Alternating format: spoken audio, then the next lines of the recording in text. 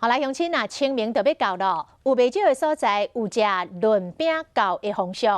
营养师要来提醒全国200多万个糖尿病朋友，食润饼糕都要注意5大事项。第一，一顿唔通食超过2羹；第二，一羹至少都要放半碗的青菜量；第三，土豆腐甲糖粉尽量莫掺；第四，用麦仔落做的润饼皮较理想。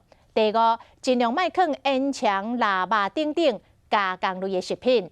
安尼食润饼糕，血糖都袂称悬，会当食安心，搁食健康。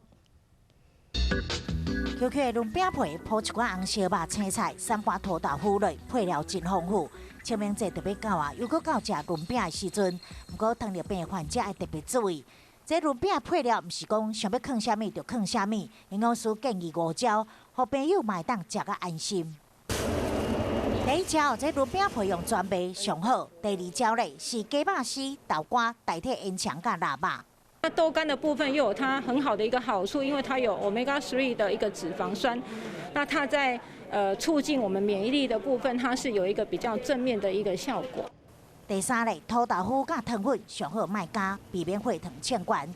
第四，一羹内面至少要有半碗量的青菜。第五，一顿莫超过2羹，适量就好。